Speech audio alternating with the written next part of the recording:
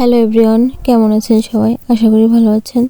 তো আজকে আমার ঘরের ঠাকুরের জন্য একটা ঠাকুর ঘর বানানোর চেষ্টা করেছি। জানি না কেমন হয়েছে। আর আমি এসব কাঠের কাজ তেমন ভালো পারি না।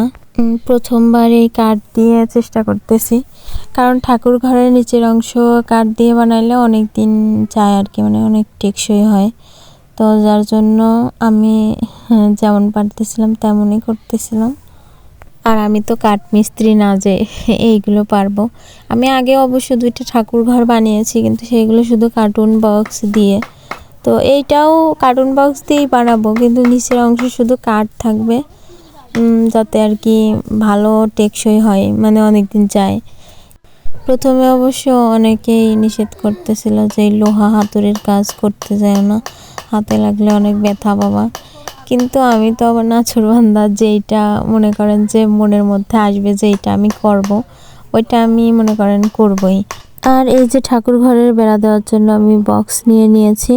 অবশ্য আমার আগের 2টা ঘরও এরকম বক্স দিয়েই বানানো ছিল। বক্স দিয়ে বানাইলেও কিছু হয় না, বহু দিন যায়, কিন্তু আমি প্রতি বছরই নতুন নতুন বানাই, একটা করে বানাই। আর এই যে কাঠের নিচের অংশের মাপ দিয়ে এইটা সমান করে 4 পাশ কেটে তারপর আমি বানাচ্ছিলাম। আর নিচের অংশের মতোই চারপাশেও মাপ দিয়ে সেমভাবে চারপাশে আমি এই যে ফিতা দিয়ে সুন্দর করে এর বেড়া দিচ্ছিলাম। আর আমাকে হেল্প করার মতো কেউ ছিল না, একজন যদি একটু ধরে দিত তাইলে মানে আরও মজবুত হইতো, কিন্তু একা একা বাঁধতেছিলাম, একা একাই সব কিছু করতেছিলাম, এই জন্য প্রথমে একটু সমস্যা হচ্ছিল। তো এই যে ফাইনালি আমার বেড়া দেওয়া কমপ্লিট, শুধু এখন এর মাঝে এই যে বক্সের কাগজগুলো দেওয়া বাকি। তো প্রথমে এক পার্ট দিয়েছি, পরে আরেক পার্ট দিয়েছি, যাতে করে শক্ত হয় বেশি। আর এইটার উপর জল পড়লেও যাতে নষ্ট না হয়, তার জন্য এর উপর আমি পাতলা পলিথিন দিয়ে নিয়েছিলাম।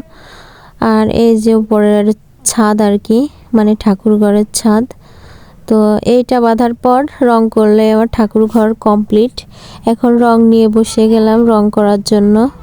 আর এই বক্স কাগজের উপর কেন জানি রং তেমন ভালো হচ্ছিল না, তারপরেও যেরকমই হচ্ছিল এভাবে আর কি রং করা কমপ্লিট করলাম।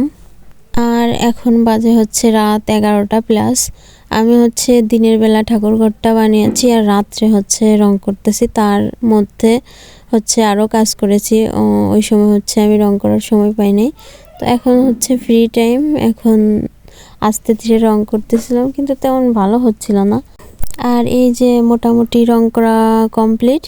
এখন অবশ্য শুধু ওই 2টাতে লাল রং করা বাকি আছে। আর এই আমার ঠাকুর ঘরের ফাইনাল লুক।